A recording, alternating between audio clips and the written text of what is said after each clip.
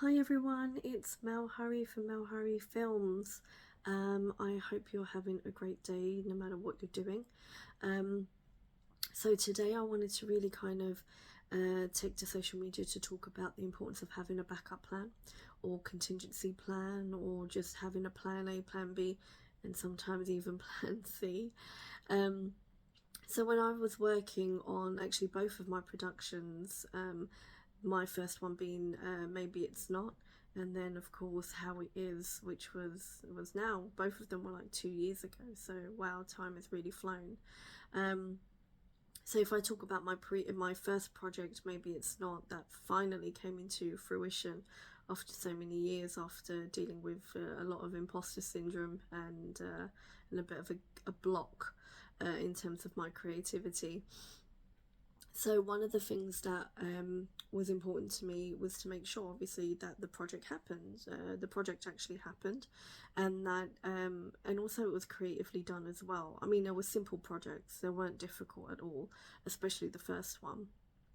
So, a key thing of that particular contingency plan and backup was around actors. So the original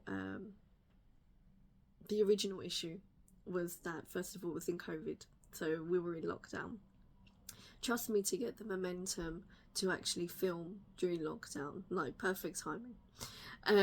So anyway, but for some reason I thought, actually, this is going to be a really cool challenge, so let's just see if I can do it. I managed to do it, so that's great. So the backup there was around actors, because I'd originally casted an actor who unfortunately was unable to do it due to relationships that wouldn't allow him to talk to other people, even though it was a virtual acting gig. Anyway, yeah, personal situations can get involved, so this is why you have to have a backup.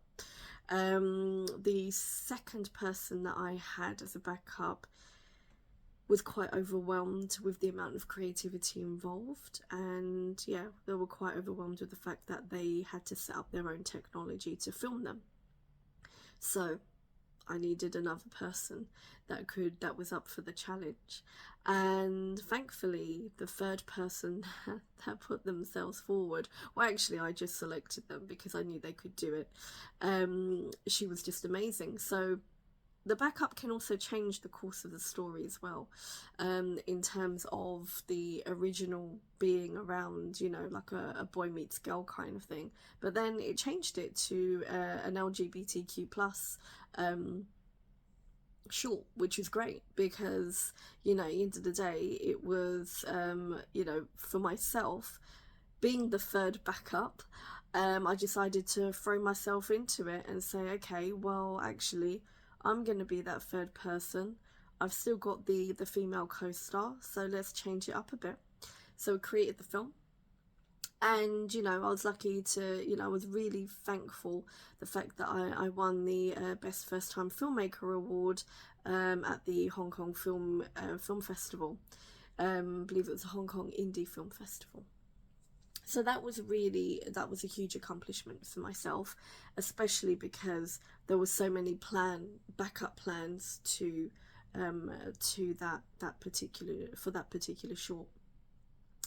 When it came to How It Is, that was a little bit more complicated and more complex, because I was dealing with a multicast project with multiple locations, and again, and it was a very, very, very tight budget. So again, it was about making sure that I was being very savvy with the budget, ensuring that the locations were perfect enough, so if we were to reshoot or we were to go a little bit longer, we had flexibility. They were in really good areas that you could do some other bits of filming. So again, it's about trying to make sure you're efficient, and you can kind of cross film different scenes. So that was another thing as well. So yeah, a lot more complex, It was a larger scale project in that sense, because it weren't just two people on a Zoom call. This involved a lot more to it, and actually being on set, which was quite daunting for myself because that was the first time being on set. But we all threw ourselves into it. So in terms of the backup for that particular project, there was a backup of an actor. So one of them dropped out because they had this amazing opportunity, and luckily, you see, this is why it's important to network. There is always a role for someone, and it actually worked out perfectly because the person who played one of the roles was absolutely phenomenal in that. Very method in terms of their approach, but particularly they just threw themselves into it and gave it 100%. So yes, there was a contingency around the actors.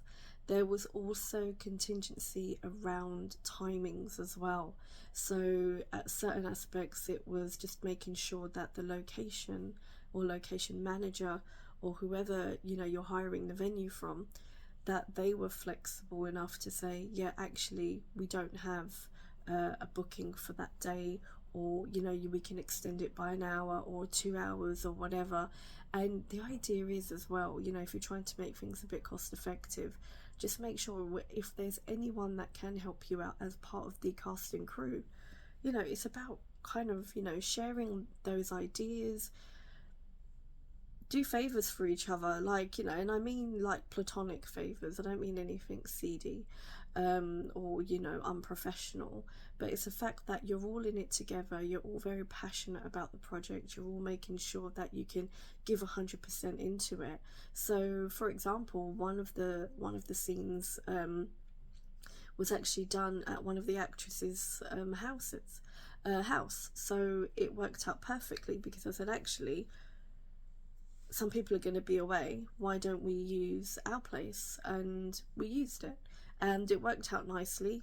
It was amazing. Not only was it cost effective, but also it just kind of helped with having those backup plans, because otherwise you're spending so much, and and we all know that it's not cheap to make a film.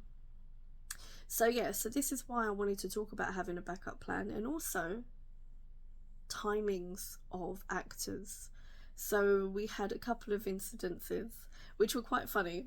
One person got lost, couldn't find the place, ended up going to a different establishment. I think if they listen to this short, they'll know what I'm talking about, and that was just hilarious at the time.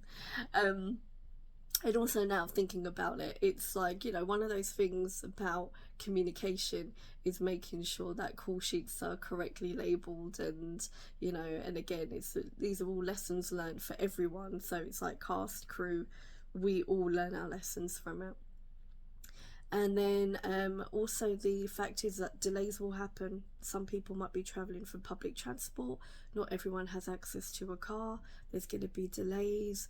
Things may happen, emergencies may come up, and that might delay someone for a couple of hours or something, and then therefore they will have to delay a little bit. So what am I talking about here? Backup of location, backup of actors, backup of times, flexibility, especially on location. So that's already 3 things there. And also just a backup of your crew members as well. So I had a couple of people that had to drop out, runners that weren't able to make it due to health reasons, but also availability. And then one person had an emergency. So the important thing here, if I haven't said it already, have your backups. Maybe have 2 or 3 people as backups. If you think about like the theatre or or Broadway, if you're in the States, you have your understudies. It's exactly the same thing. It's the same for your crew members. You need to have people that are able to replace the other person if your production has to be on those set dates. Of course, if you've got flexibility around it, you may be able to work with the other crew members, because the original team is always nice to have. I mean, I loved everyone on set. They were just absolutely brilliant and so positive. But the main thing is if you haven't got that flexibility of moving dates around or anything, and it has to happen, which we know major production has to have things done on those sets. Have your contingencies. If you don't have contingencies, your project, whether that's film or whatever project you're running, is not going to go well. You need to have a backup plan. So so I hope that's helped. I hope it's kind of given you some advice and a bit of insight into, again, I'm giving personal professional information as to what I went through, and what I know will continue to happen on all productions that I'm going to be involved in. But yeah, so I wanted to make sure that you had a bit of advice, knowing that you're not the only one as well. But also, if this is your first production, or you're moving into filmmaking or moving into a creative project, I'm hoping that this will help you. Again, I run workshops talking about this, looking at practical tips. I'm also running a workshop on imposter syndrome, and also another one that's coming up in June will be around respect and well-being in the film and media industry. So contact me. You can catch me on Instagram at themelhurry, or you can email me directly on themelhurry@gmail.com, and I'll be happy to kind of answer some of your questions. I also provide coaching services as well.